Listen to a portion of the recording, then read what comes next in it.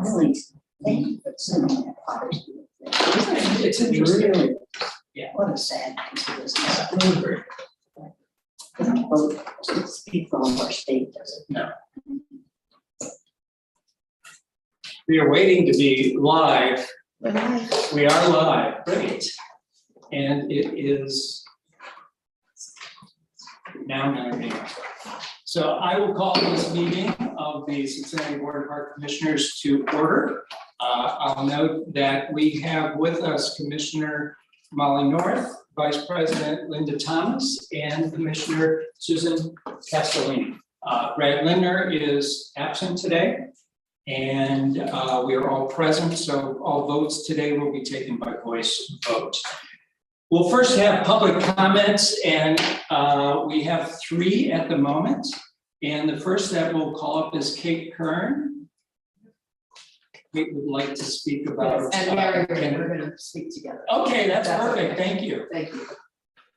Wait, go over here, is it better? Wherever you would like to, that's We'll be good. official, we feel very official now. And they would like to speak about Kennedy Heights. Yes, yes. Perfect, thank you. Yes, so I'm Kate Kern, and I am an advisory representative for our CPAC for Kennedy Heights Park. And this is Mary Ray, and she is the executive director of our development corporation also, Kennedy Heights. And we're here basically to give you an update and talk to you about the sale of the former Schroeder School property, which is adjacent to Kennedy Heights Park. Before we do that, I just want to thank you all we had a wonderful green up day on Saturday.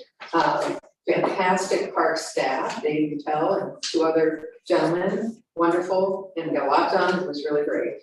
Also another update, we have, since I was here before with another community person, Caitlin, we have started a fund for Kennedy Heights Park with Parks Foundation. So that's another new update.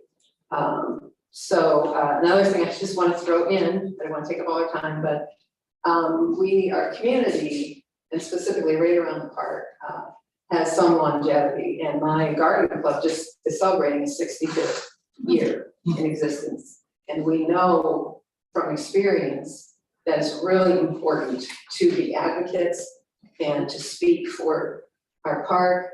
And we know what we do today will matter to our residents of tomorrow. So I'm going to turn it over to Mary Ray. Hi, everyone. As she said, I'm the executive director of our Kennedy Heights Development Corporation. And just to let you know, we just recently completed our neighborhood plan with the city planning department. A great exercise that they kind of had to drag us kicking and screaming, but a great result, a beautiful plan, which you can see online. It's at the city's website under completed plans. We have moved into the completed plan area. Just as Kate just said, the vacant Schroeder School, which has been vacant now for about a decade, recently sold to a developer. And we are very excited about the prospect of the building being torn down. It's been a problem for a long time. And we're very excited about the prospect of maybe some new housing in our neighborhood. So this can be a very positive experience for us. However, we really, really love our park. And our mantra during our plan is that any development at Schroeder cannot harm the park. Maybe it can improve the park, but certainly should not harm the park or the existing neighbors. And that's why we're here today. We just wanted to ask you for 2 things. The first is, if, as this development goes along, if you are approached for demolition, et cetera, that's going to affect the park, just be very transparent with us. We want to know what's going on, especially if someone is coming through you to the park. And then secondly, as we go through our planning process and sort of the negotiation process with this developer, is there an individual person who could be maybe not on our steering committee, but available to us when questions about the park come up during this process? And I don't see Rocky here, but I'm assuming they have a listing of the current. There he is. There he is. Hi, Rocky. I assume we've got names and addresses and contact information for the Kennedy Heights Park Advisory Committee. We do. Perfect. That's me. That's we've got you. Perfect. So I will be part of the steering committee, but I cannot speak obviously for the park, Perfect. you know, I'm just an advocate, so. We will assure that people responsible for that park are in communication with you. And can we leave you with this?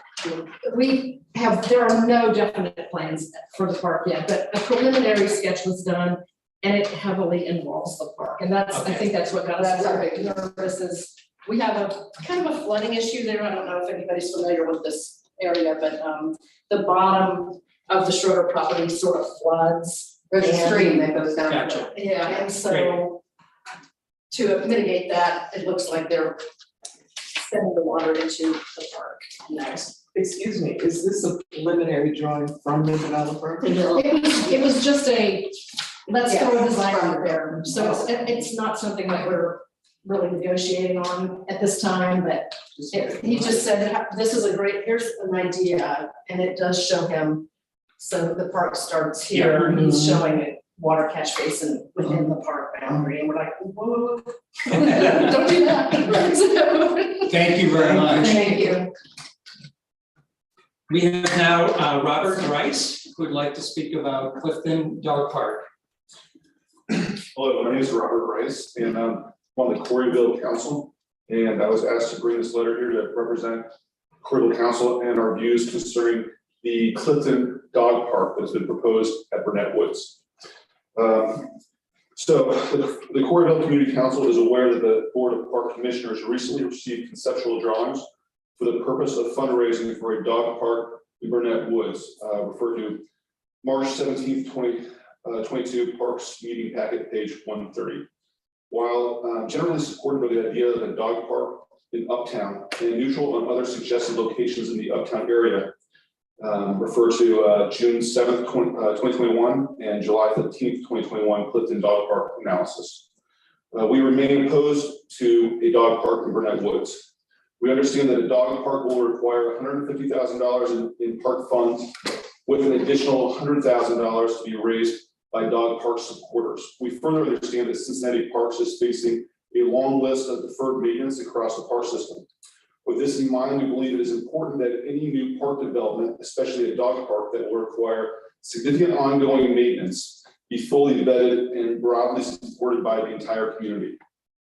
It has come to our attention that the Burnett Woods Park Advisory Council, BPAC, unanimously opposes a dog park in Burnett Woods. BPAC's most recent resolution raises concerns over environmental and residential impacts, lack of parking, incompatibility with the existing character and use of the park, lack of access to water, lack of equitable siting criteria, degradation of existing green space, lack of sustainable funding for ongoing maintenance, etc. I refer to the April 6, 2022 BPAC meeting minutes. We believe these concerns would further merit a study of the appropriateness of placing a dog park in Burnett Woods.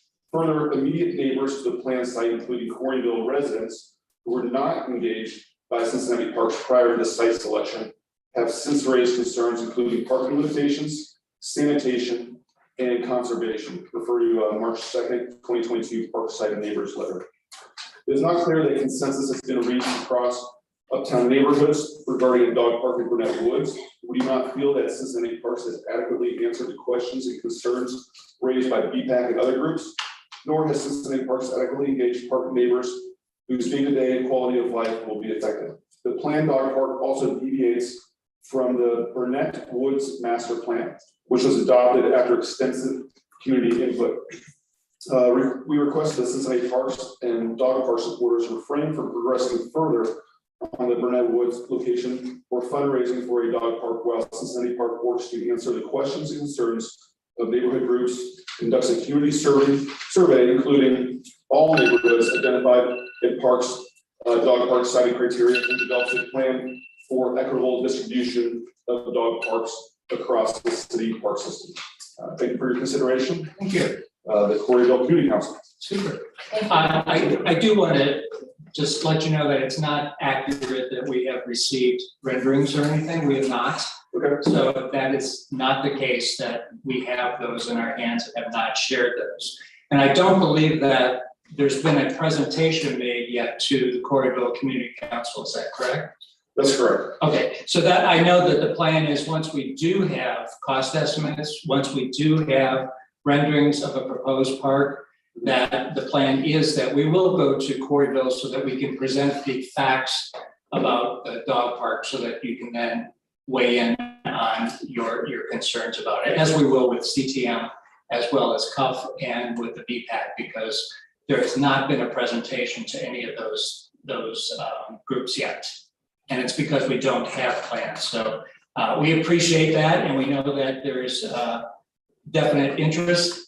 We did receive, besides those opposed, we received letters supporting the dog park in Clifton. So once we have the plan, we will definitely do more community engagement. So I appreciate you coming today. And Thank you very much. Yep. Shall I leave this letter with you guys? We have it. It's already included in our packet. Okay. Thank you very much. Thank you. And our last speaker is Kate. No, Kate already spoke to us. That would be Paul Rudolph. Thank you, Paul, about the Hyde Park Dora. Yes, so Paul Rudolph, I'm a Hyde Park resident. I'm here just to speak quickly about support of Dora and Hyde Park. First and foremost, thank you to this board and the whole organization. The transformation of Hyde Park Square, the park within, has been beautiful. As a father, our families are using it even more now. It's the heart of the square. It's very important to us. I've actively been engaged with both the community and the businesses in this whole Dora exploration and putting this together. And I can say that the community at large is very excited and the businesses are excited, but we're also very committed to making sure that that park is not harmed and the beauty is kept within that park if we're able to implement Dora. So again, thank you for your time, and I appreciate you all. Thank you, Paul. Appreciate you coming and sharing that with us. Okay, I also want to make public that we have received several communications that have been distributed to the board. We have received letters concerning food trucks present in Eden Park. We have a letter about sound levels at the Icon Festival stage at Smale Park. We've received comments about Bellevue Park, and concerns about rocks being thrown down onto Clifton Avenue from that park. We've received letters about dogs running off leash in Avondale Park, Eden Park, Burnett Woods. We've received letters about a request that a section of grass in Eden Park be left uncut to allow for stronger bee activity. We've also received comments about noise, litter, illicit activity in the Twin Lakes area of Eden Park. We've received letters both in favor of and in opposition to a dog park in Burnett Woods. We've received letters, and we will discuss today on our agenda concerning the Potter's Field Cemetery near Rapid Run Park. We've received comments and letters in the mail concerning the development of property adjacent to Kennedy Heights, which we just heard about here this morning. We've received comments about ongoing issues at Mount Echo Park, including illegal activities, excessive noise, disorderly conduct, and destruction of property at the parks. These are all concerns that have been raised to the park board.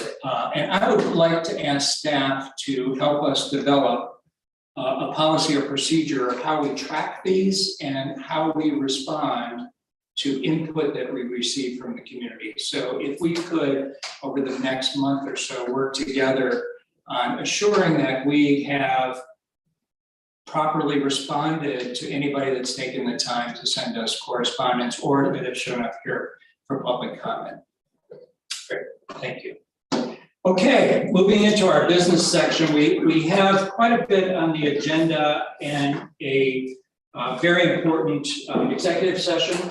I would like to get through our business portion if possible by 10:30 today. We'll take as much time as we need, but I want to make sure we have time at the end of our meeting for executive session, and then we will come back into open session as well after that. So our first agenda item is approval of minutes. We have two sets of minutes from April 21 and then a special meeting from April 29. Are there any comments, corrections, additions to those minutes? If not, I'd like to entertain a motion to approve both sets of minutes. So moved. Is there a second? Second. Perfect. We have a motion to approve with the second of the April 21 minutes and the April 29 minutes. Any other questions or discussion? If not, all those in favor say aye. Aye. Opposed? Thank you. Those minutes are approved. The next, we'd like to, Mr. Director, if you would like to introduce Derek and. Absolutely. So Derek Gentry is our HR manager, and one of the things we observed many months back is we have a hiring lag. We needed folks to continue expanding the good work of the tremendous body of folks that we have. And Derek has been working hard on that. And last month I called out Derek in appreciation for his work, and I completely neglected Leslie Fletcher, who I don't think is in here today. But everybody go down to Leslie's office and say, we appreciate you as well. Because that's the hard part, calling out somebody, is that you leave out somebody. So apologies to Leslie, appreciation for her work supporting Derek. And now I'm going to shut up and ask Derek to introduce some of the folks joining our first team. Absolutely. As you know, we have been working vigorously to try to get some set up our staff. So first we have Eric King, labor. You can introduce yourself. He's one of our new employees. We have Nicole Greenwood. Good morning. We have Ricky Sina, Josh Kellerman, James Willis. So I just think it's critical to kind of introduce these new employees to our board and just let them know how much we appreciate them coming on, and look forward to working with them. Can we tell Can you all? What do you do? My name is Nicole Greenwood. I was a seasonal for 3 years. I worked at Riverfront, Eden Park for 2 years, and as a laborer full-time, I'm at Mount Echo. So I do it all. I litter pick, eat. I'm one more, so don't leave me out because I'm a female.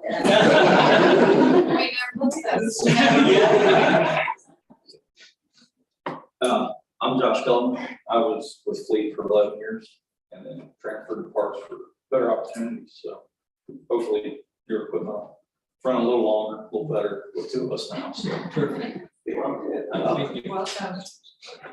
How's it going? My name is Ricky Sena. I was down in Waterfront for 2 years, helping with floors. Right now, I'm at Mount Airy, working on the mow team as a laborer. I'd like to be a florist one day, but I'm ready to pay my dues. I'm just happy to be here. Thank you. Eric King. I was at Waterfront for a year and a couple months, like it, and now I'm at Mount Airy cutting grass. Thank you. Sorry, my name is Crowder. James Willis, I'm the storekeeper at Cincinnati. Come from Cincinnati Shores. This was there for 9 years. This is really different to me, but I really like it and enjoyed it so far. Thank you. Welcome. Derek, thank you for the work that you and your staff are doing, and thank all of you. We definitely need employees. If any of you have friends or people that you know that are looking for employment, Cincinnati Parks is hiring, so let us know. Thank you, and welcome to all of you. Thank you for coming this morning too and meeting us. Thank you. And if I can ask Deputy Director Mobley to step in with folks on the other end of their career at Parks. Yes, I would like to recognize and congratulate Harry Partridge. He is not with us today, but I would like to congratulate him on his 31 years of service as a laborer with the Parks Department. He retired on May 1st, and like I said, he was a laborer in the West District at the end of his career. So congratulations, and thank you for all his dedication, hard work, and service that he provided. Thank you, Joe. Thank you. Okay, our next order of business is the board officer elections. We postponed this from last month, and I have spoken with Commissioner Linder, and he asked that we go ahead with the election of officers today, even though he was not here. So with that, we have president and vice president, and I'll open up the floor for nominations for the office of president of the park board. I'd like to nominate Jim Getz for president. Thank you. Is there a second? A second. Perfect. Any questions or I appreciate your support. You don't want to. Okay, we have a motion and a second. All those in favor, please say aye. Aye. Thank you very much. Those opposed, thank We you. thank you. Thank you. And we also, thank you very much. I really appreciate the work all of you do with the commission, and I'm very happy to take the chair at this point in time, so thank you. We'll open up for vice president for the board. Linda. There's a nomination for Linda Thomas to continue as vice president of the board. Is there a second? There is a second. There is a second. Without any discussion, if all those in favor, please say aye. Aye. Those opposed? Thank you. Linda, thank you very much for stepping in and your assistance as vice president. Thank you. I am pleased to serve. Thank you. Thank you. Okay, with that, we'll move on to our action items. The first is in-kind donations, and Craig, you want to go over this for us?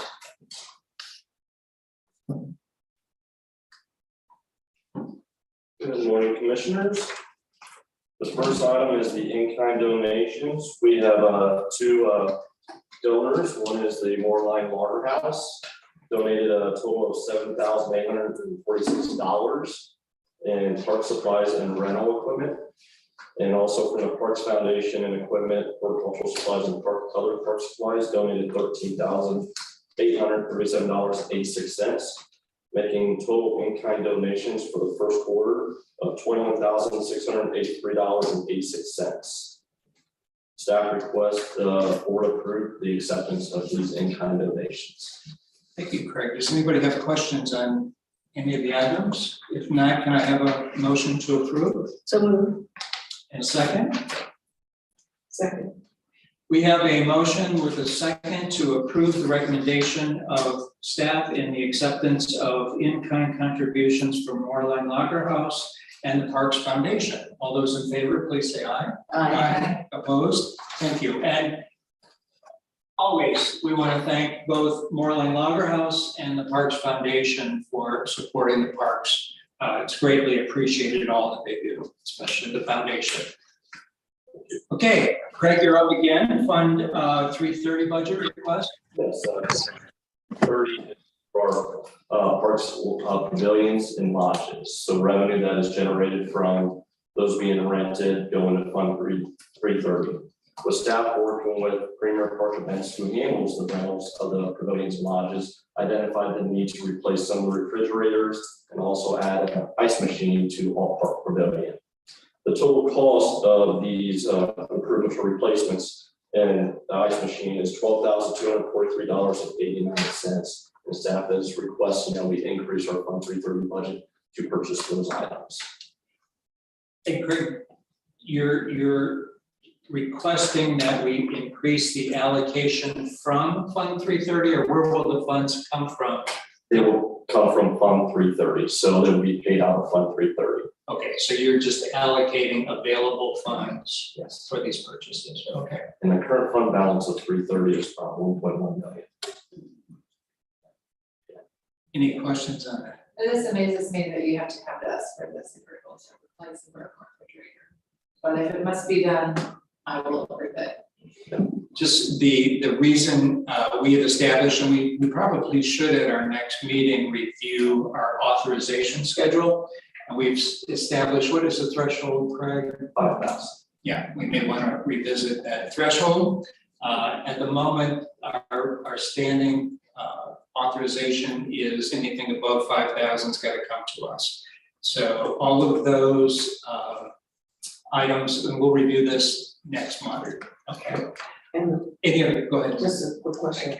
The total funds in that fund are generated from revenue from the the assets. That is correct, from the lodges and the pavilions. Yes. Any other questions? I have a motion. Motion to approve. Is there a second? Second. Thank you. We have a motion and a second to approve the allocation of $12,000 or appropriation of $12,243 for the purchase of refrigerators. All those in favor say aye. Aye. Opposed? Thank you, Craig. Thank you. Oh, and Craig, you're still there.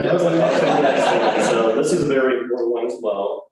This is the Division of Natural Resources. Part of that division is Conservation Land Management. And every year we allocate it and budget $100,000 for emergency tree maintenance.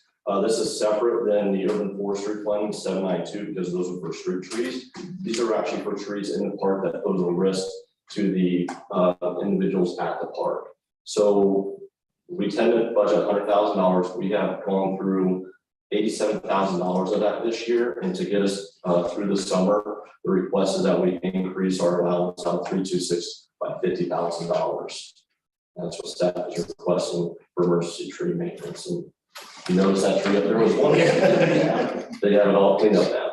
Yeah, Craig, this is, we had the presentation from the land management group, and we know that they are doing a lot of work with few people. We have a note here in the write-up that the team has had vacancies since March 21st, March of 21. So over a year, there's been vacancies. Is the vacancies due to a lack of approved funding, or is it just the finding of people to fill those positions? Do we know? We have put the position out several times. The last time that we did it, we only had 2 or 3 qualified candidates. So for this particular position, the candidates have to have at least 2 years in tree care experience. They have to pass a written test and a physical test where they actually have to climb, show that they have the skills to climb and touch 3 points in the tree. And that's because we have 2-person teams essentially. So we have an East District and a West District team, and they have to be able to save each other if something goes wrong whenever they're aloft. And so we have not had qualified candidates apply. Of the 3 that were qualified, only 1 showed up and was not able to pass the physical exam. So we've been working with HR to modify these positions. They're currently titled tree maintenance worker and tree crew leader. Those are not recognized titles within our industry. There's also not a pathway for upward mobility within that series. So what we're working with Derek to do is to create an Arborist 1, an Arborist 2, and an Arborist 3 position so that there is an entry-level position that can transition up the ladder. And so that in and of itself, with the turnover we've had in HR, has been quite the challenge just to get those positions through and approved. And so we're getting there. I think Derek might have left, but I think we're looking to get that position out here in the next 2 months. Questions? I also was a little concerned with the comment in the 3rd paragraph about the failure of a piece of equipment that was stolen, and that we were informed by fleet that it would be upwards of 3 years before this piece of equipment will be replaced. Can you give us a little, when you say we have been informed by fleet, who is fleet? The fleet division within the city of Cincinnati is in charge of purchasing all the equipment for parks. So whenever we do submit an order for additional fleet equipment, it goes through fleet, and then they go ahead and order whatever equipment is needed, could be vehicles or skid steer. And then they indicate to us a time frame when that item will come in. If there's any specialized equipment or attachments to that equipment, that definitely extends the period of getting that piece back into operations hands.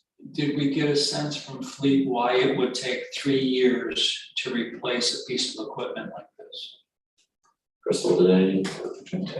Sure, so, as we know, it had been taking approximately, 12 months to 18 months on a normal scale to get any of our fleet. A few weeks ago, we did get notification that 12 to 18 months may be extended to a 3-year period due to shipping shortages and part shortages that are going on. So they did provide us with notification to say that any equipment that would have any additional that was not off the lot could take up to 3 years.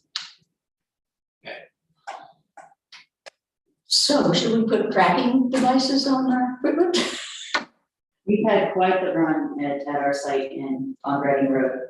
We had issues, the first month that I was here, or the first year I was here, the site was broken into and equipment was stolen 5 different times. And so since then, we have improved the security of the site by updating the alarm system within the building, adding lights around on the outside area where our equipment is currently stored, and replacing the barbed wire fencing that goes around that equipment area. So luckily, and if I had wood, I would knock on it, we've been pretty good over the past year. But again, this piece of equipment was stolen in the beginning of 2020, and funds were allocated at that next fiscal year, and we're still waiting. So most of over $30,000 of $100,000 that was allocated to do tree work went to renting equipment just so that we can move large logs when you have to take down trees. And so you add that, the piece of equipment that we're trying to get is about a $60,000 skid steer and trailer. And so we think about it, over the course of a year of renting this equipment, we could pay for it. So it's a real headache, and it's a very, just strenuous aspect for all of our staff. This is just one example of the, 50 pieces of equipment that we're trying to get from Steve right now.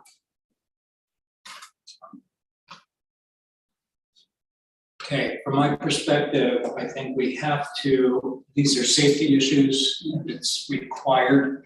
If we don't have our own staff to do it and we don't have the equipment to do it, this is an authorization that I think we have to do to be able to meet the safety concerns. Any other comments? And the funds will come from? The funds will be coming from 326. So this is allocating funds out of that account balance, and there's sufficient funds to cover this.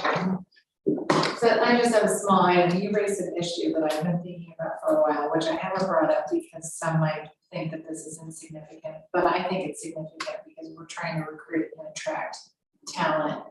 These titles are archaic. I mean, completely archaic. I'm looking at the outstanding items, a typist 2 and a typist 3. These aren't really titles that are used in the world anymore. Nor is, I'm not even sure if florist is a title that's used in the word anymore, nor storekeeper. So our ability to attract the kind of people that we need in the parks, these titles have to be reflective of the value that we attribute to these roles. And these strike me as titles from a time long past.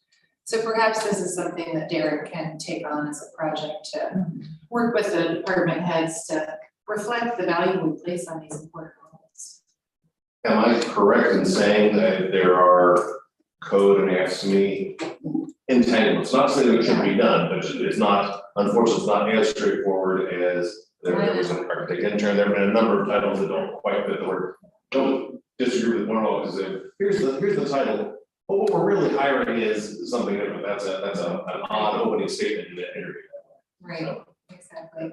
I understand it, to change these is probably way more work than anyone would ever think is appropriate, but. At a minimum, we can come back to the board so that you can understand what it is to do that and decide if we want to devote that. I think that's a good ask in a subsequent meeting as to what's the. From my perspective, that's not a board. You don't need to bring that to the board. It's your staff, you people, listen to me. Your people understand what the terminology and the proper titles would be in the industry to reflect the people that you need.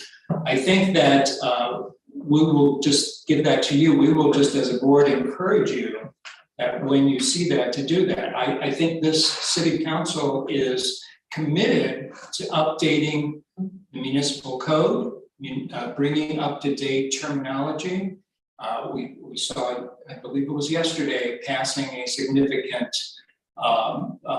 ordinance changing wording to bring it up to current standards. So this is just another piece of that I think Molly is absolutely correct. It's hard to attract the quality people that you need for these jobs. So I would just encourage you to do that as you have these openings. In our experience, it's about a 6-month process. You have to do a market analysis, you have to compare against other cities around the region and throughout the East Coast.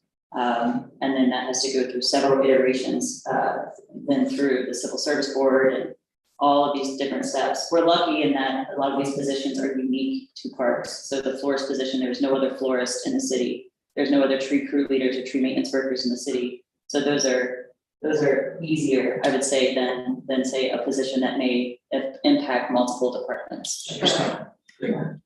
Okay, we have a motion and a second, I believe. Tia, did we have a motion? No, we're going to entertain a motion on this request. So moved. We have a motion to allocate $50,000 for this expenditure. Is there a second? Second. Motion and second. Is all those in favor say aye. Aye, opposed. Thank you. Thank you, Commissioners. Thank you very much, Craig. Thank you, Craig. Next, we have Cincinnati Zoo update. Mr. Nyer. Happy to, we're getting some imagery pulled up here. As you know, the zoo sits on park ground for 100+ years. A little over a year ago, as part of a parking improvement project, you received a pretty extensive update. This is in furtherance of that. The zoo has a more home to roam, is what they're calling theirs. Elephants, penguins, a veritable arc of animals are being given better accommodations. And since those improvements happen on parks ground, but not at parks expense, the zoo, has reached out and asked for approval of their plans. I have not asked them to come and present in more detail because they did that within about a year, but that was specifically parking. This is the larger program of improvements as a whole. So there are subsequent to this, there are a couple more images of individual components in that. Yeah, so there you can see the context of the parking and the solar installation, and this is coming, I believe, to the elephant area. Yeah. And if you can roll the next slide. Here we go. So there are a broad number of improvements specific in habitats. Elephants and penguins, I think, are probably the most substantial, but there are some other habitat improvements as well.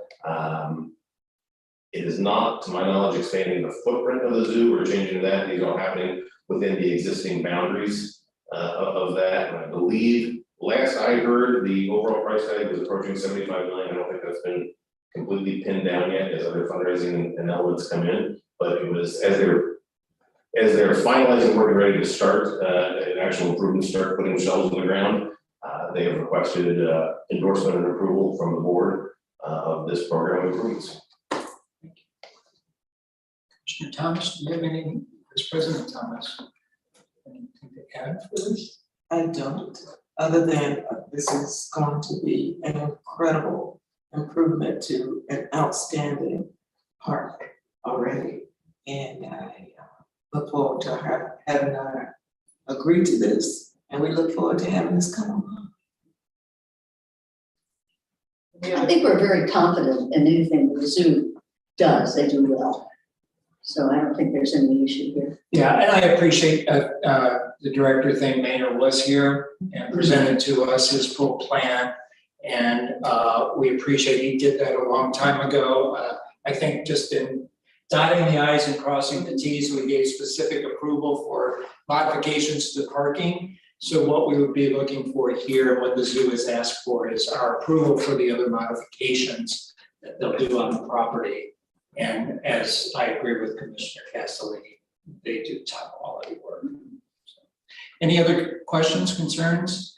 Can I have a motion then to approve the recommendation? The recommendation is to approve the park board's plan to remodel or to the zoo's plan to remodel their footprint. Is there a motion? Thank you. Is there a second? Second. All those in favor, say aye. Aye. Aye. Thank you. Approved. Next, we have Mr. Nyer, improvements at Tom Jones Commons. Correct. And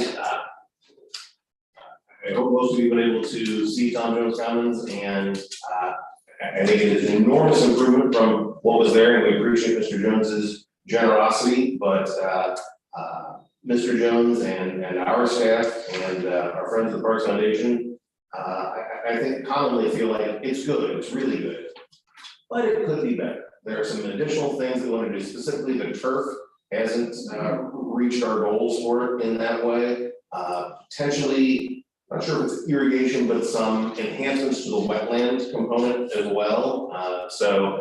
The Parks Foundation has reached out and requested some partnership. There was a meeting, I think yesterday, the days go quickly, between our planning and design team, Dr. Director Mobley, just looking at different elements that we think, and I'm not trying to disparage what's there, but I do think we want to strive for it to be a little better. I think Mr. Jones is in that range as well. So we have undertaken a number of analysis and getting proposals from different vendors to take that forward. The request today is for us to apply for and accept grant funds up to $100,000 from the Parks Foundation for those additional improvements, predominantly around turf improvements. And I'm going to use the phrase irrigation that might be a little imprecise, but it's around the wetland feature in particular. It might be achieved by a number of different varieties, but irrigation would be the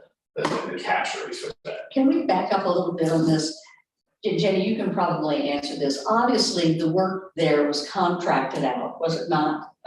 And I know that they did not do their work very well. And they were not timely, put it that way, with the excuse that we had a lot of rain and they couldn't do what they needed to do. And they didn't seem to understand the schedule of when we wanted to open this park and have a big opening and so on and so forth. And it turned into being a huge nightmare. I guess my first question is, why did it have to be contracted out?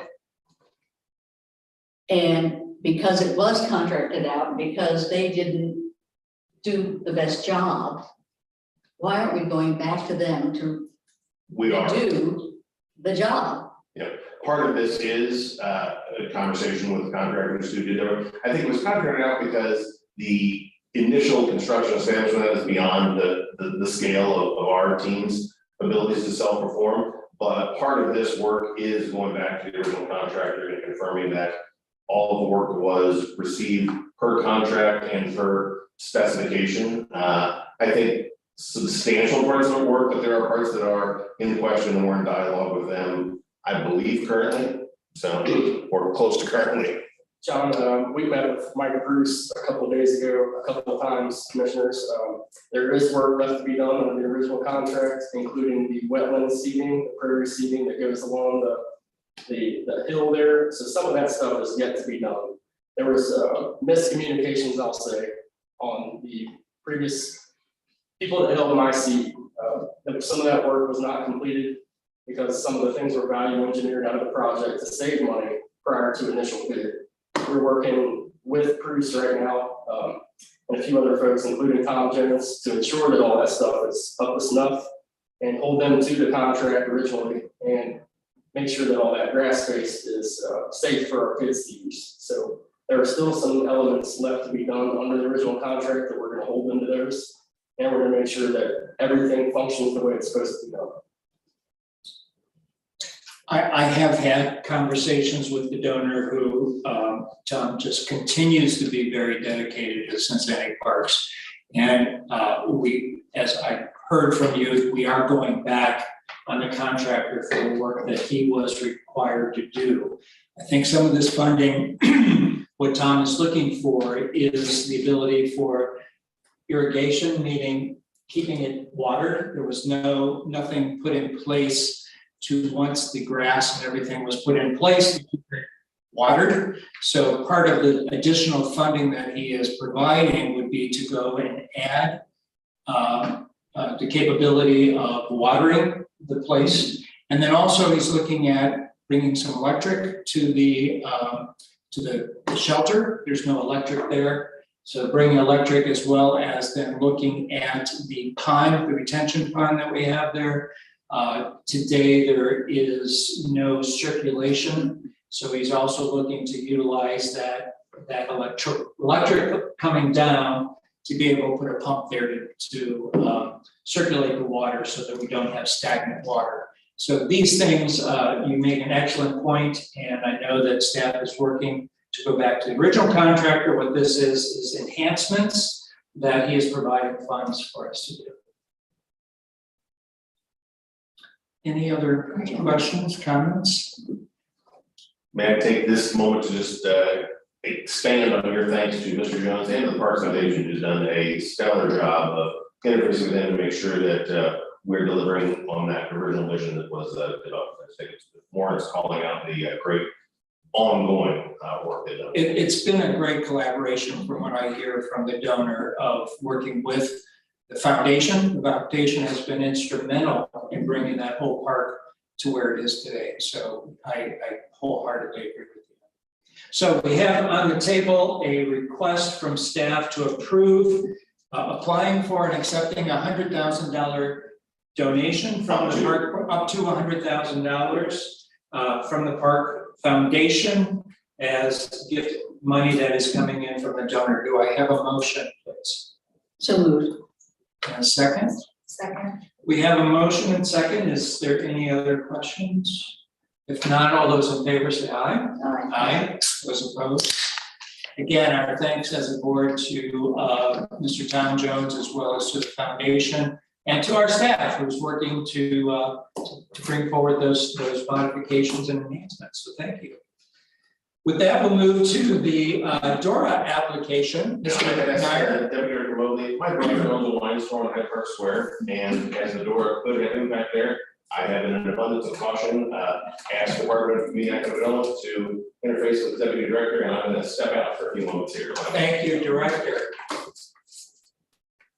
So with that, the Cincinnati Department of Community and Economic Development has been working with the Hyde Park Neighborhood Council to establish a DORA in the Hyde Park area. And as you all know, the Hyde Park Square is pretty much right in the center of this proposed DORA district. With that being in the center, they are certainly looking to ask for support that we allow the DORA district to be, the Hyde Park Square to be included within that DORA district. And we think this is certainly a positive for the community. We obviously, as you know, have had other DORA districts within our parks and have had many, minimal complications. I wouldn't even call them really complications, but things to really work out. And I certainly am in support of this, so we are respectfully requesting the board to endorse Hyde Park Square to be included in the DORA district in Hyde Park. Jenny, if you recall, were there 3 doors allowed in the city? I believe there are 4. Oh, there are 4. So this is the 3rd? Yes, that I'm aware of, yes. I think, I believe Oakley was also looking, but I'm not sure how far or if they're moving forward. Any other questions for Jenny? I have a question about my experience in other areas. They've all been very positive, and we're seeing this as another positive experience or proposition. In terms of maintenance of the parks as a result of these changes, have there been any significant changes there? There really hasn't been many changes at Westwood. It took maybe a couple weeks to determine, who would be responsible or who was allowed to actually pull the trash or maintain that space. But I think we have that worked out. And actually, Paul asked that same question when we introduced ourselves today to say, is it okay for citizens or residents to pull the trash if they see that it is overflowing? And I said, we are certainly not going to, we're not going to refuse any of that work. So, there are, like I said, minimal things that we have been able to work out with other districts. So I don't see any concerns. Jenny, when the city, I think it was the city manager's office came in to have the first one approved, it was the banks. We had talked about just the increased use of plastic and that being really in opposition to what we are here to support and promote. And I think that came out of that were compostable cups. Do you know if that is? I believe that is in effect, yes. That's in effect.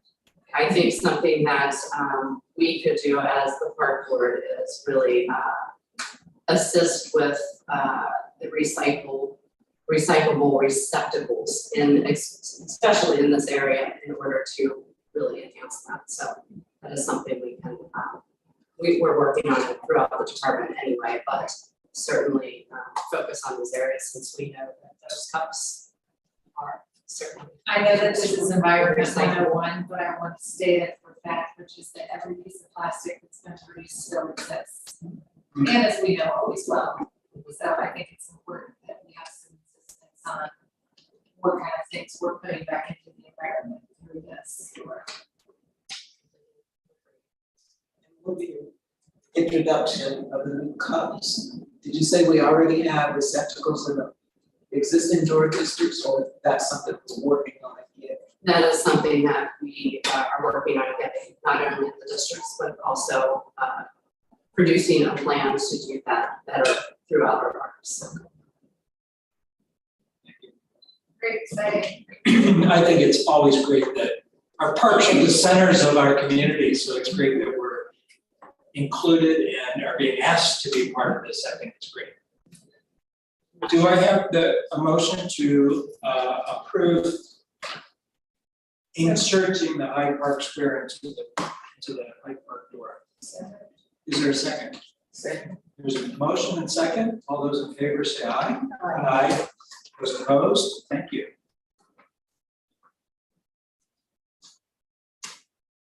And Paul, thank you again for being here and advocating for that. Happy to be part of that. Okay, Mr. Nair, for your FYI, the board did move and approve submitting Hyde Park Square as part of the proposed door district in Hyde Park. Thank you. Our next agenda item relates to the Potter's Field.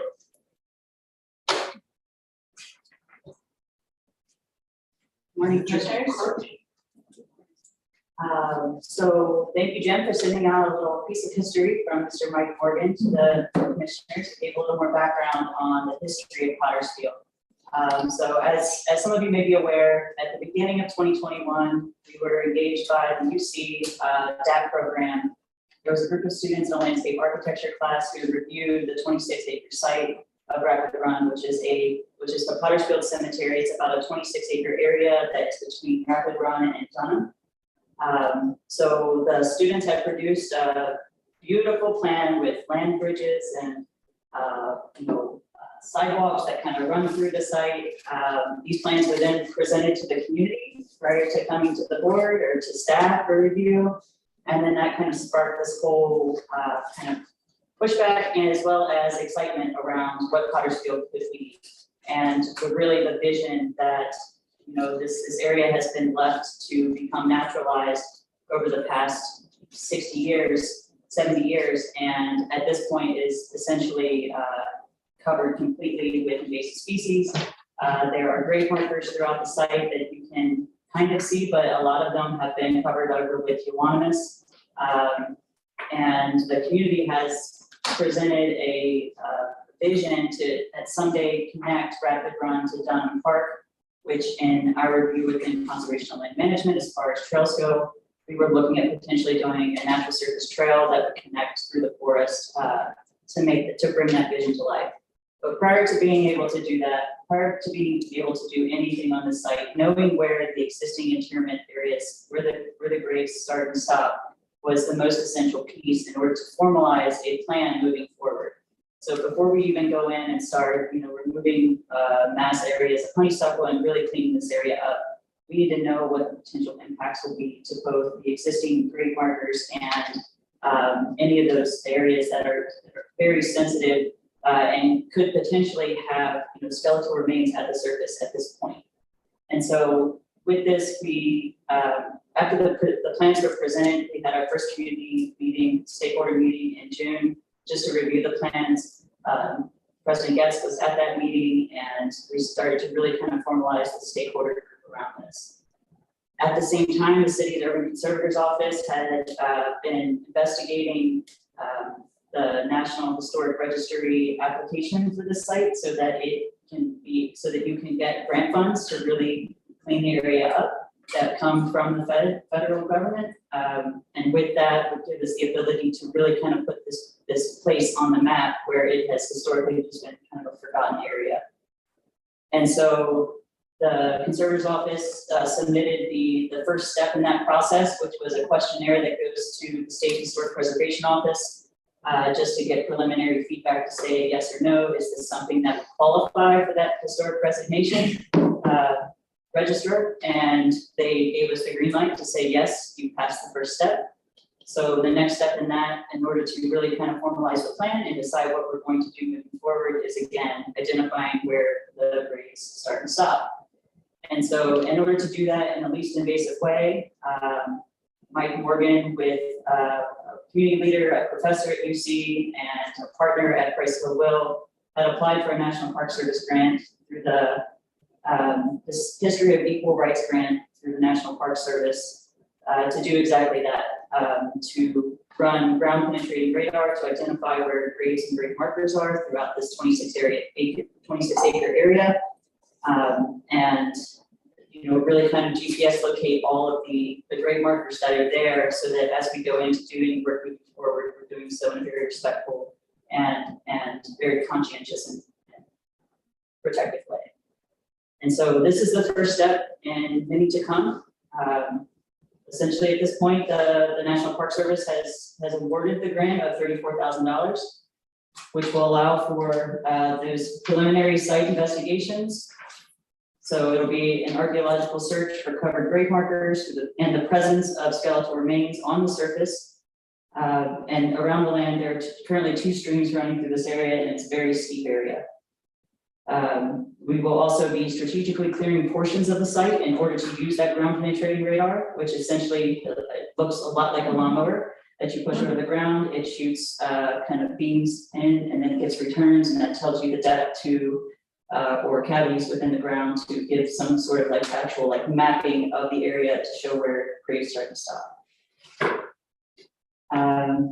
In addition to that, determining whether people were buried under Rapid Run Park. So our current understanding of this site is that the majority of the burials would have taken place within this triangular parcel that's across the street from Rapid Run, between Gurley and Rapid Run Park. Through the research that's been done by historians over the past 10 years, there is indication that the burial grounds could actually extend all the way up into the grass areas that we're currently mowing. And so really knowing that for future development purposes of Rapid Run Park, even if we're putting in a sidewalk, knowing where these sensitive areas are is going to be essential. And then finally, completing the National Register application that will result in the site being listed on the National Registry of Historic Places, which will open this area up again to federal funding. It'll also, again, put this area on the map as far as National Historic Registry mapping goes. And ultimately, as I noted, this is kind of the first step of many to come to inform what we can do, where we should do it, and what we should be doing. So I'm really curious about this. The very fact that they only dug down 18 inches and buried some people, which is horrifying. That's number one. So when these parts of people are coming up and people at the parks find something like that, what do they do with it? Do they dig a hole and put it back down, or what do they do? yeah, so this entire process will be managed using the the Secretary of Interior standards for this type of work. There's very strict guidelines and regulations on what type of company can be hired to do this, their experience level, and the reporting that has to go into every single part of the process, again, is very detailed and very stringent. And so we haven't started, our first site meeting is later today with the contractor that Price Hill Will has identified. And then, so through that, I have all these same questions. I'm a natural resource manager, never thought I would be in the game of cemetery management, but because it does fall within that preservation of the ecological area and the cultural resources of parks, it seemed to find its best place within our division. And so we're gonna be learning right along the way. Luckily, we have a large group of dedicated historians and experienced experts who are doing this not only, in Cincinnati, but kind of throughout the region. That will be part of the stakeholder committee to kind of guide what these processes look like. We'll also have the law department, and essentially the first step is to meet on site with the contractor, understand what the process is going to be to conduct this work. All of that will then be captured within a right of entry that will define this line by line of how it will be done. So as I learn more, as we begin to engage and as we begin to formalize these legal documents, I will absolutely be sharing all of this information with you all so that you at least know what's happening out there. Go ahead. Couple things. One is, what is the end goal? What if everything goes according to plan or desire, what is the end of this going to look like?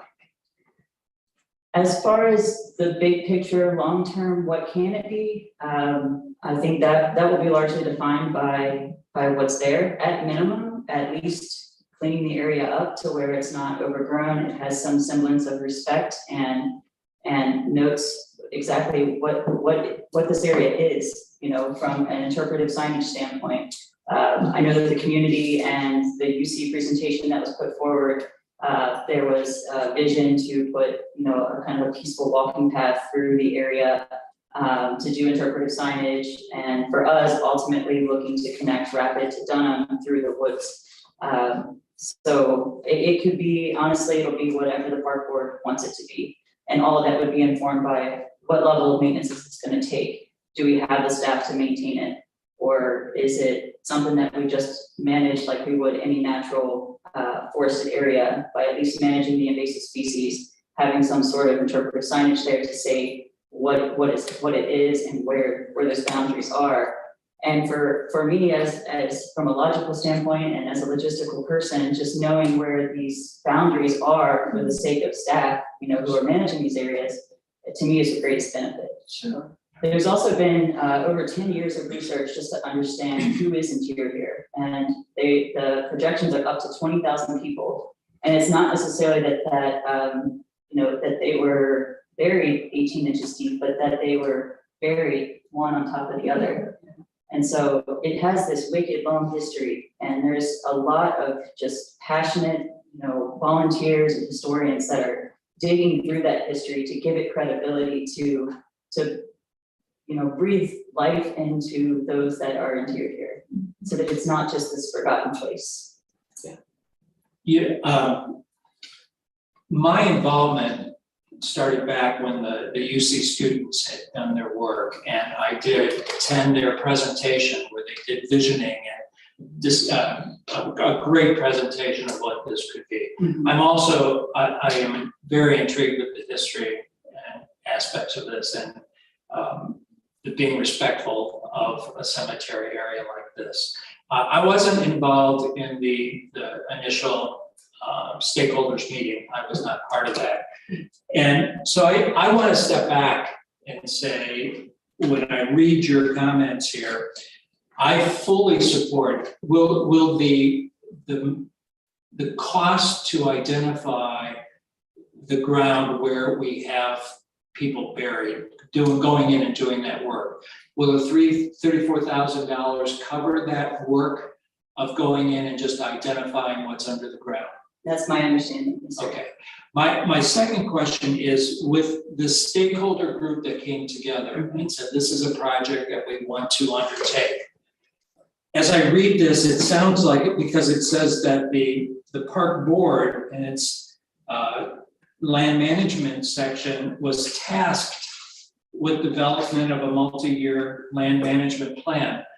Who decided this was your project, your responsibility? This is not something that was on the park board's radar screen. I love the concept of doing this. I'm trying to put this in perspective of the presentation your staff did to us, presented to us last meeting, where there's an incredible amount of work being done by the land management group with a very few number of people. I know we heard from them that we have 62 acres 62 miles of trails within our existing parks, that they just don't have the time or the people to actually keep them cleared and keep them up to the standards that we would like for our trails. My concern here is that all of a sudden, because there's a $34,000 grant being given, that this project now becomes a park board priority project that will require your people to go in, even if it's just, as you said, the first step is clearing the area so this machine can go. This is a lot of work. And it's something that we need to be aware of, that this is now being established as a park board and your staff responsibility.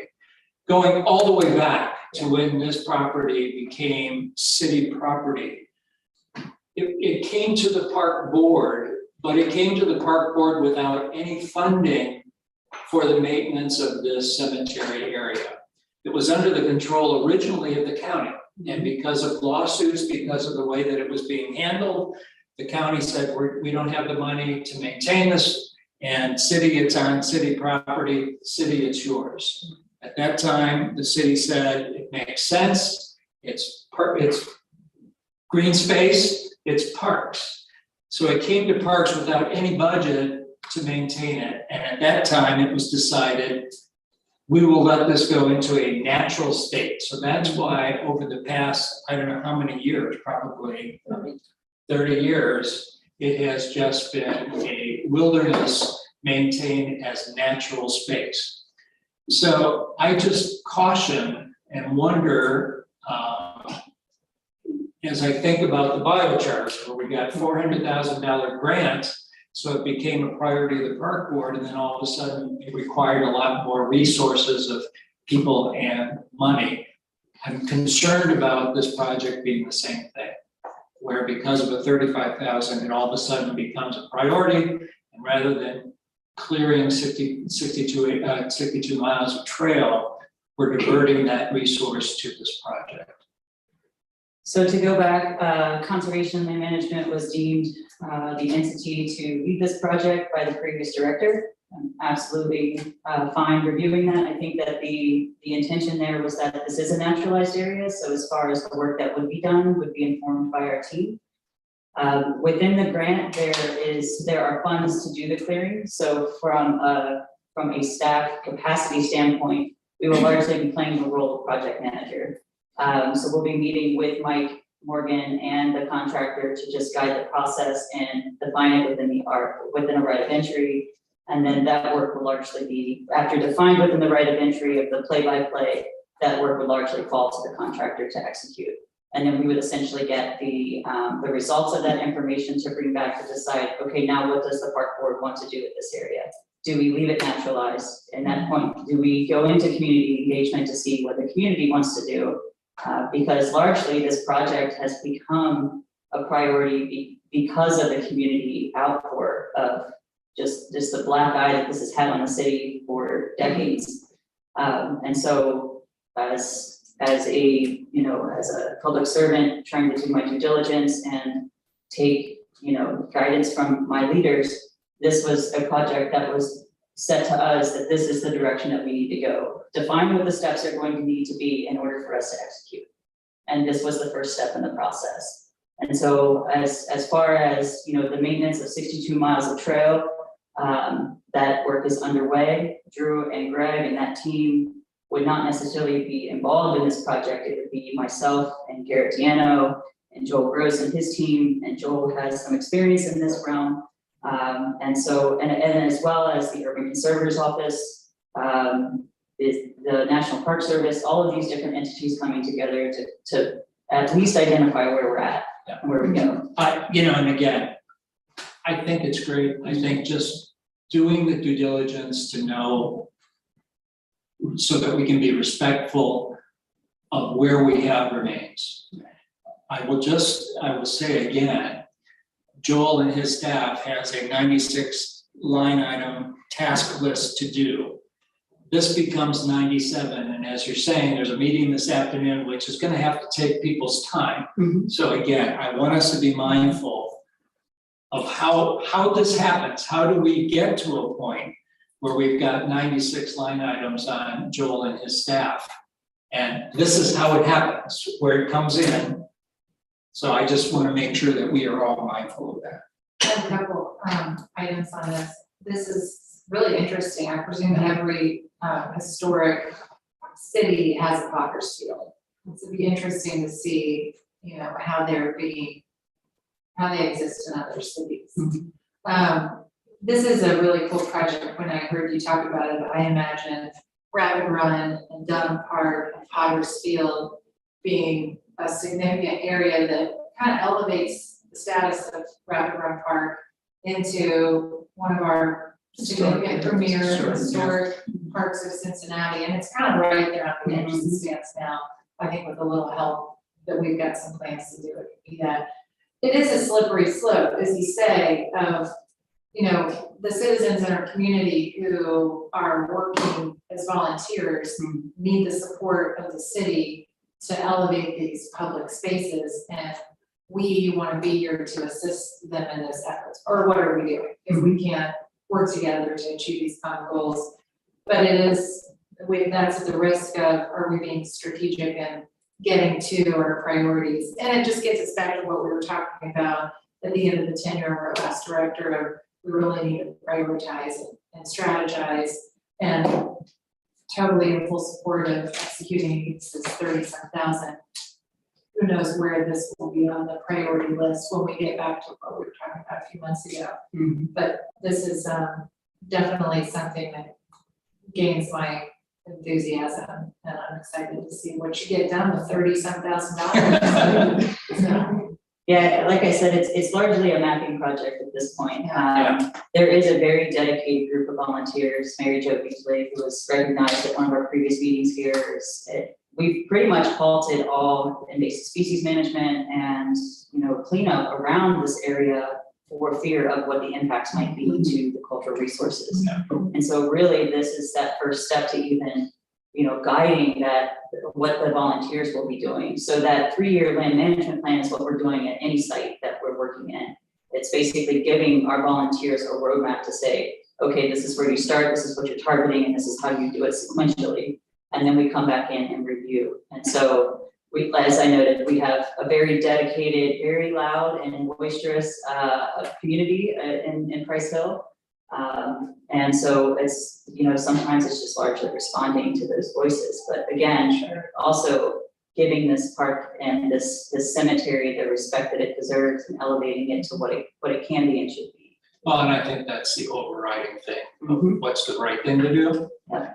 And I know you do have such dedicated people, even going back to Dave Gamstetter, it was his class at UC that put together this initial study and everything. And Mike Morgan is more than dedicated and excited about this program. So, you know, from my perspective, going with the 35 grand and at least identifying what we have there is an appropriate thing to do. And then I would just ask that you keep us informed before we go much farther with, here's the game plan, but we could put together what is, at some point, once you've got that identified, tell us what the plan is up front so that we're aware of what the intentions are. Absolutely. Will you send us that drawing that envisions the natural trail to Potter's Field? I have not seen it. The UC drawing? Yeah, I don't think so. And there was a request from Mike Morgan to display the final posters from those somewhere within a public park or within a public area. My only hesitation with that I communicated to him is that what ended up happening with the UC students giving the presentation on what the site could be ended up turning into a community outcry saying, like, what are you doing? Nobody even asked us, you know? So I have this kind of hesitation around that aspect, you know, and have been walking back that presentation for almost a year now. So a great deal of time is spent around this project, just around the emotionally charged aspects of this. And so at this point, law is engaged and the city manager's office has been engaged and the mayor has been engaged by community members that are and just out there beating the bushes to make sure that this is being done correctly. And so that's, to me, has been one of the largest pieces of time that has taken for this project. And even moving forward, before we even create a plan, the level of community engagement that it will take to really define what this area can and should be will be a whole other piece. And like you were saying, expands beyond conservation and land management. That's Rocky's team and city planning, and so. I understand it's not an endorsed plan, but it at least illustrates the means and bounds of the area that you're talking about. So I can go there and take a look at it myself and know what I'm looking at. Oh, and it's a beautiful, what they've come up with is really, it's a raised, almost like a boardwalk, so that you're not stepping on the ground itself, but the winding through, it's beautiful. Hopefully we said thank you. Well, they're students, right? That's what, yeah. But I think this is a tremendous project with a lot of potential. But I agree. I think the very first step is to have an understanding of what we're dealing with. And the fact that you said that you suspect that part of it is actually into Rapid Run Park, and just understanding that and getting that mapping done, I think is the first step, because that's going to be necessary to help you determine what this thing could possibly be. So I think that's the right first step. And I really appreciate the energy that's out there in the community to work on this, because it could be a very, very positive, what do you call it? I'm losing the word, but it's thank you. That's very simple word. That's exactly what I was looking for. Yeah, a historic site that could be very significant in that whole area. So, yeah, I think just getting the mapping done is going to be important, and then going from there in terms of what it could ultimately be. Yeah, I'd say an item that has come up and that may be for consideration by the board is when these community groups are applying for grants, prior to them, because if I'm applying for a grant, I have to come to you and get approval. I have to go to city council and get approval prior to moving forward. With these community grants, it's normally a letter of recommendation if it sounds good to staff, and then if they get it, then they're here, kind of presenting the plan. So that may be a consideration to make in the future, is whether any grants that are applied for may need some level of review or approval, or at least notification. could fall under the grant manager role within. To really manage that. So I don't think you have a request, right, from us today? This is, I think you've gotten our feedback. I think it's great. Thank you. I don't need to say this in public, but I aren't you curious to know what is done with the poor souls now? It's the question of our lifetime, right? What happens to the souls? No, but I mean, these bodies that aren't claimed, that the indigent folks, what is being done now? Where are they being put as we speak? Are they being cremated so it's less mess? I'm just curious. Personally, outside the scope of this commission. Okay, thank you, Crystal. We're now to director's comments. So you're the director, Mr. John Nyer. I am indeed. I will, we had a target to be done by 10:30, and I think I will leave you with room in advance of that. So we'll do a fair number of things to cover that just sort of fit elsewhere in the agenda items, and some of them are primarily celebratory, and that is, you've all heard by now, but Cincinnati Parks was named number 4 in the nation with the Trust for Public Lands and Road area. We are exceedingly proud of that. But I will extend a caution as well. We were number 8 last year, we're number 4 this year. You go up by 4 points, that feels really good. The important thing is that we're in the top 10. If next year we're number 5, within that narrow band at the top, it's very mathematical, it's very test taken, it's very technical.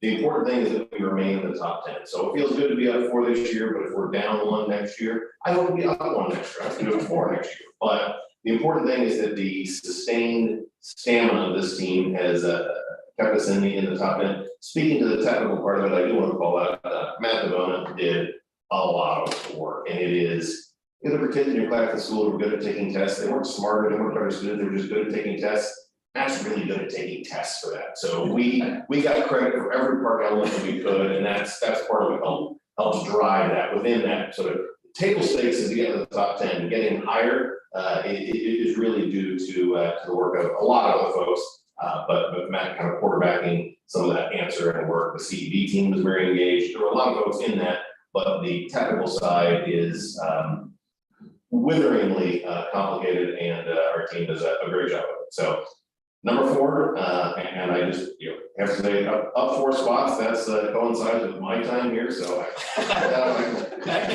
let's take a second, and I just want to thank all the staff. It is no small feat to be recognized by a national organization like this for the quality of our parks, and that is because of all the staff work. Obviously, John, you're the director, but I just want to take a second and say on behalf of the board, thank you, and let's celebrate number 4. So thank you very much.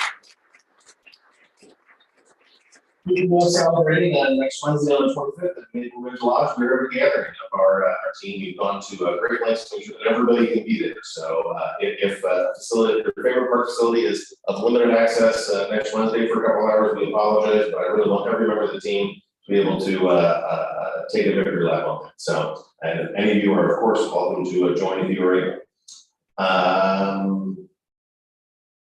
Bounce around, I have different lists on different things, but Amy Watson at our front desk, she's been with the parks a couple of years. She is moving on to pursue opportunities with the beach truck they've had for quite some time. So we appreciate her time here and wish her well. We'll see her at occasional park events. So if you see Amy in the next 10 days, probably down for 2 weeks now, but wish her well in future endeavors. Amy was part of the team. Amy and Kelly Pillar really went on point between Mary and Tia starting. So worked a lot with her in the beginning, and thankful for her time here. Crone Conservatory is knocking it out of the park. The butterfly show has seen enormous success. This lag period, Mark House was telling me, like this, when it starts, everybody goes. And then the last week, that's the end of the week, let's go, everybody goes. In the middle, there's sometimes been a lag. If that's a lag, show me visit. We've been fortunate, we had a sculptor, Dominic Ventura from Zimbabwe, has his first show in the US and is garnering international attention. So we're excited to be hosting that, and the residual benefits to Crone and all the park system. We're getting close to, we're not gonna hit $2 million, but we're getting terribly close to that. And that is an enormous increase at Crone. We're very, very excited and grateful for that happening.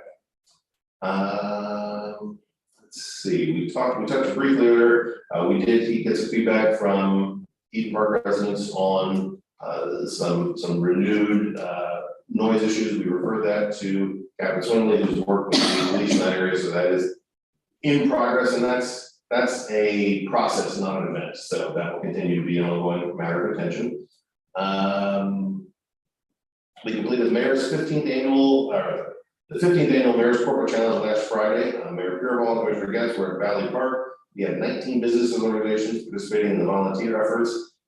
Over about a 10-day period, we had 700 plus or minus volunteers working in the parks. Crystal Johnson Roberts may still be asleep, I'm not sure. That was an enormous effort. The logistics that go into that are just amazing. But super excited that went off with a really strong energy. And I said to some people that day, it was one of my favorite weeks of parks, because you drive around and it looks like we have a staff of thousands. And for 10 days there, we did. So we're really excited.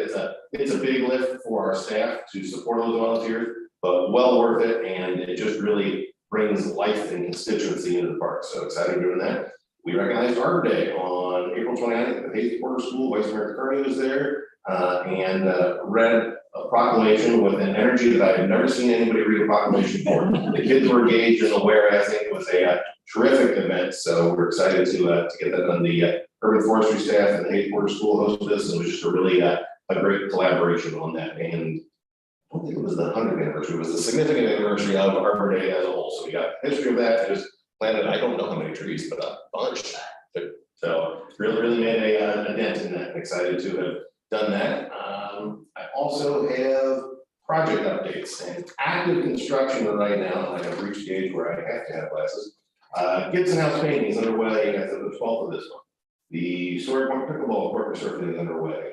Lighting upgrades are happening this week, and the Blacktop folks plan to complete their surface repairs on the 18th and resurfacing beginning next week. So there was a sequencing challenge of getting the lighting done before the surfacing. That has been carried off nicely.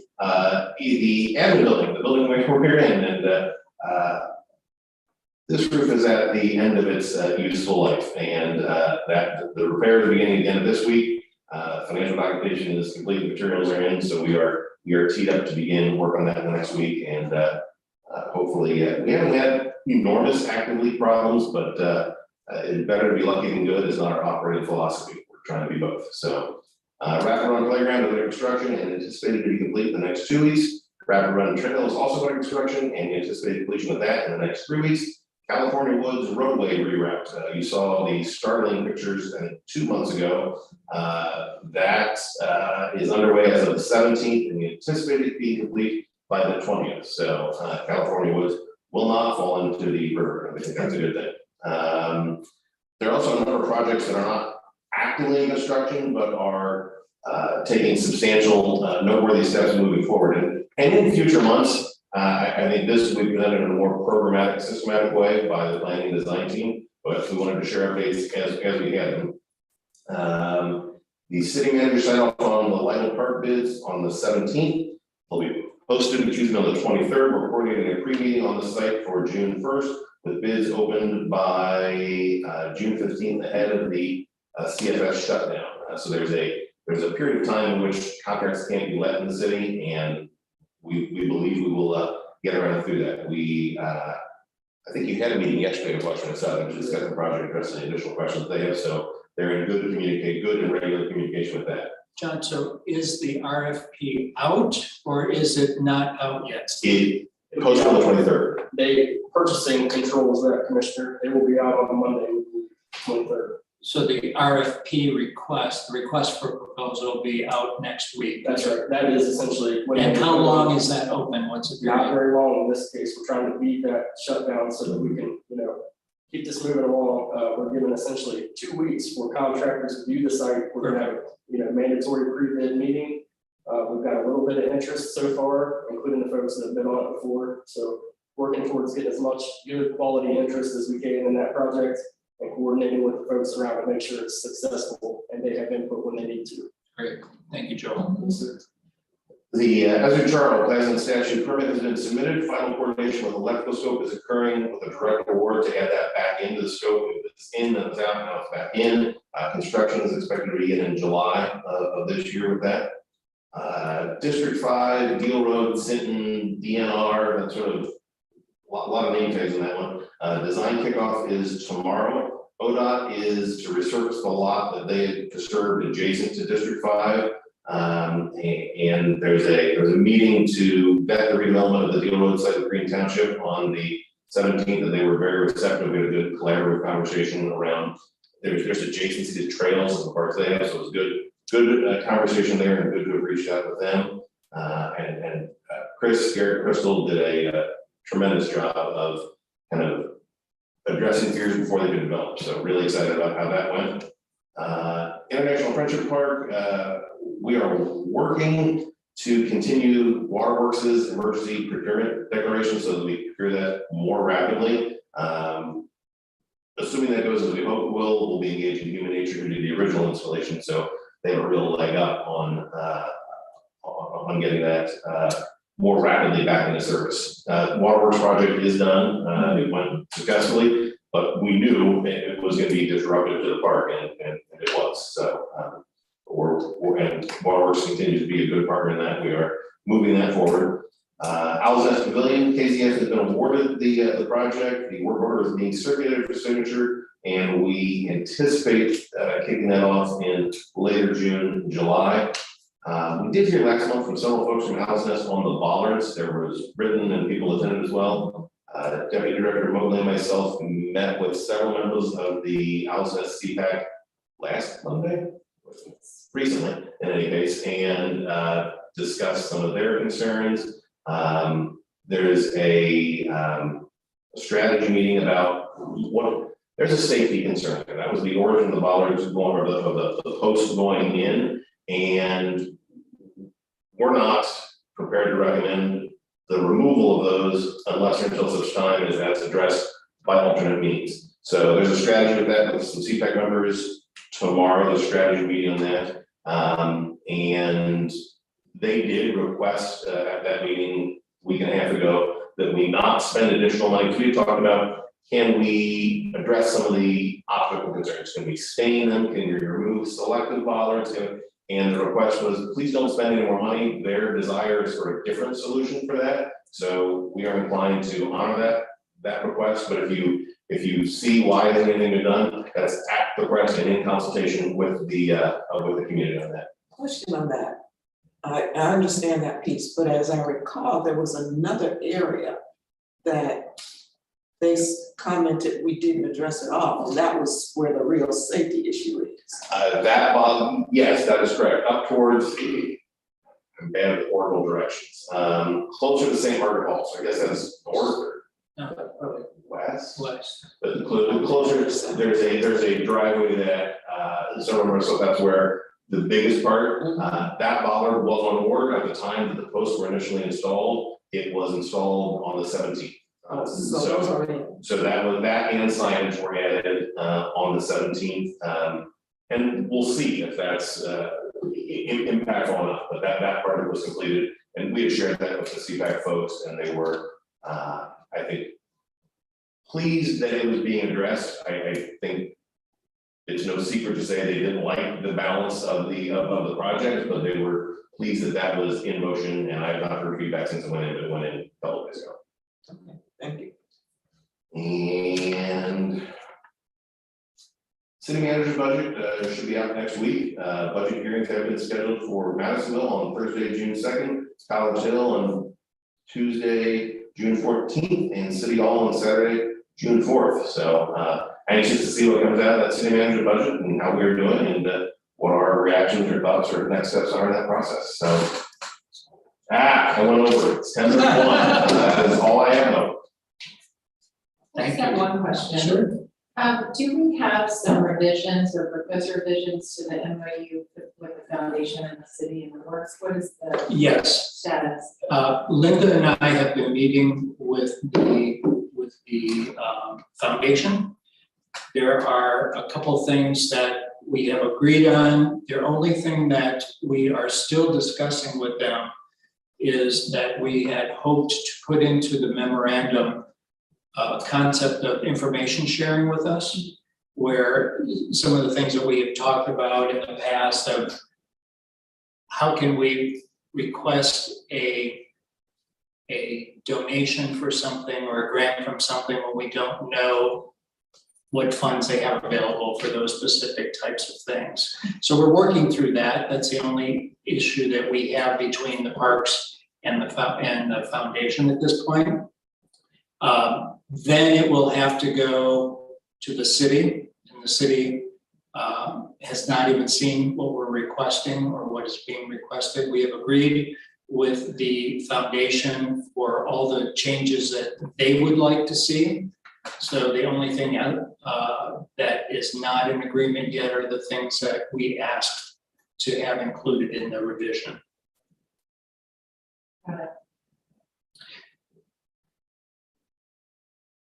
I think we have a meeting scheduled coming up to talk about that last issue. So you think that revised document will come in front of the commission in the next meeting or two? Oh, absolutely. And again, all it will be is a draft because it has not, it's a three-way agreement, and the city has not seen what is being proposed by the foundation with our support. And I'll just open it up. Any other commissioner questions, comments, discussion items? Just one for Yeah. That was very helpful. Your status of projects, thank you. Question on the exhibit at Chrome. I think it's outstanding. It's wonderful. And as I've gone past there, I've always seen lots of people out, which is very, very good. What is the closing date for that? June, It is going into June. it's going to June, I want to say mid-June, but I don't, like, let's 14th, 6th of my head, but. But it's posted. Yes, absolutely. But yeah, it's a Chris Minor is the next big one that starts 7 to July 2nd, so they would have to be out of there for some time. that one is excellent. That is I don't think we fully understood the impact of that sculpture and the draw from that. We're happy to provide many people to do it, but the reception has been a pleasant surprise. It's delighted. It's just impressive what Mark has done in terms of finding new ways to use Chrome beyond just 5 seasonal shows a year. And this particular show is unbelievable. I mean, they're huge stone sculptures on top of logs, which we helped them get in place. And it's kind of like our best kept secret right now. We're really trying to get the word out. We just got something with Local 12 and Fox 19 coming on board. So I think as soon as people realize that the word of mouth is going to continue to build. And if you haven't stopped by, go stop by. There's several of them outside. You have to stop in. It's really cool. It's through June 16th, just to answer your question. June 16th, just there. Great, thank you. Right, first, just go again. Here you go. And that's just another comment that you made. I think we should commend Mark House on the work that he is doing at Crown. He's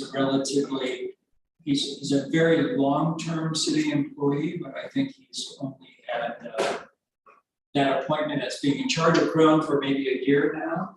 And I'm amazed at the comments that I get related to the staff there. And it's just a reflection of, in my opinion, the culture that Mark has there and what he's done for that whole organization there and that incredible work of the program. So, This next show, Prismatica, which you guys approved, I think, a while back, is going to be unlike anything people have seen around here. It's sort of on the order of flame. It's cool, interactive, light prisms that are going to be all around, especially. And I would just encourage communication of that. This was the first I heard about sculpture at Crown. I went to the butterfly show, but it must have been installed after that. So make sure we have great things like this that somehow it's broader. I did see Mark's interview on Facebook, which was really good, at the very beginning of the show, so I think those kinds of things are helpful in getting the word out. Any other comments for commissioners? Then just for point of information, what we're going to do, we're going to go into executive session. I anticipate it will be at least an hour, maybe a little bit more in executive session. I do anticipate that we will come back into public session after that executive session. And I do believe we will have business that we will conduct as part of an open meeting following that. But at this point, I would like to move under revision code section 121.22 paragraph G to go into executive session to discuss the appointment, employment, and compensation of a public employee or official. Do I have a second? Second. Tia, this one requires a roll call vote, so please call the roll. President Getz? Yes. Vice President Thomas? Yes. Commissioner Castellini? Commissioner North? Yes. That is a majority of quorums.